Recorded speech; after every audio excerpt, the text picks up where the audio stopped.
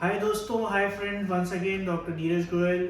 इस बार मैं आपसे बात करूंगा कि पिक लाइन की कॉम्प्लिकेशन मतलब उसकी प्रॉब्लम्स क्या हो सकती हैं और पिक लाइन को मैनेज कैसे किया जाता है। पिक लाइन आपके हाथ पर लगी होती है, एक वाटरप्रूफ पट्टी के अंदर होती है। आपको उसको गीला होने से बचाना है। सबसे पहली प्रिकॉशन आपको ये रखनी है, आप नहा रहे हैं तो वो गीली नहीं होनी चाहिए। अगर गीली होगी तो वो पट्टी उतर जाएगी और इन्फेक्शन के चांसेस बढ़ जाएंगे।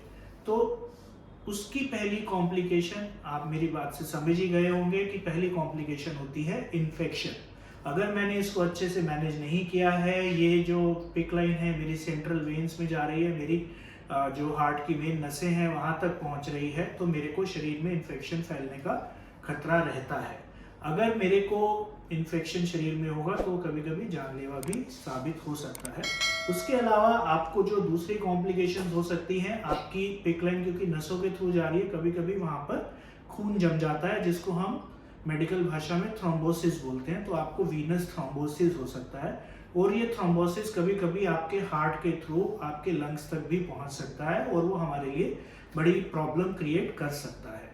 इसके अलावा स्किन रिलेटेड कॉम्प्लिकेशंस होती हैं। स्किन रिलेटेड कॉम्प्लिकेशन आपकी पट्टी से रिलेटेड हो सकती हैं, आपको एलर्जिक रिएक्शन हो सकता है और कभी कभी जो रेयर प्रॉब्लम है, कभी कभी आपकी जो पिक लाइन है उसके आसपास से ब्लीडिंग हो सकती है। ब्लीडिंग होने का कारण इन्फेक्शन हो सकता है, आपके शरीर में कुछ चेंजेस हो सकते हैं। तो इम्पॉर्टेंटली आपको पिक लाइन की मैनेजमेंट कैसे करनी है, पिक लाइन को संभालना कैसे है।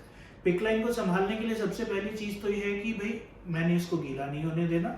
दूसरी चीज है कि उसकी फ्लशिंग। फ्लशिंग मतलब कि उसको ब्लॉक होने से बचाने के लिए हम हेपेरिनाइज सलाइन, हेपेरिन एक खून पतला करने की दवाई होती है, उसका हेपेरिनाइज सलाइन को हमारे को उसको इंजेक्ट करना होता है ताकि वो ब्लॉक ना हो। और ये जो प्रक्रिया है आपको एवरी वीक करनी होती है। हर हफ्ते में आपको एक बारी हेपेरिनाइज सलाइन से उसको फ्लश करना होता है। पर प्लीज ये खुद नहीं कीजिएगा, इसके लिए आपको एक ट्रेन्ड ऑन्को नर्स या डॉक्टर की जरूरत होती है। जिस भी कीमोथेरेपी सेंटर पर या किस भी डॉक्टर के थ्रू आपकी ये पिक लाइन लगाई गई है उनसे संपर्क करना है। कीमोथेरेपी डे केयर सेंटर पर ट्रेन्ड ऑन्को नर्स होते हैं जो इसमें ट्रेंड होते हैं कि इसको कैसे मैनेज किया जाना है। इसकी पट्टी करने का तरीका भी अलग होता है, इसको फ्लश करने का भी एक खास तरीका है। तो आपको अपने आप ऐसा कुछ नहीं करना है, ये नॉर्मल पट्टी की तरह नहीं है। आपको अपने आप कुछ भी नहीं करना है और अपने ट्रेन ऑन्को नर्स से मिलना है। तो आपको इनके लिए किन चीज़ों का ध्यान रखना है।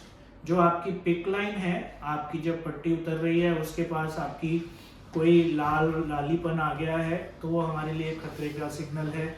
आपके पिक लाइन के थ्रू अगर हम फ्लूइड नहीं दे पा रहे हैं, हमारे लिए खतरे का सिग्नल है कि भाई वो ब्लॉक हो गई है।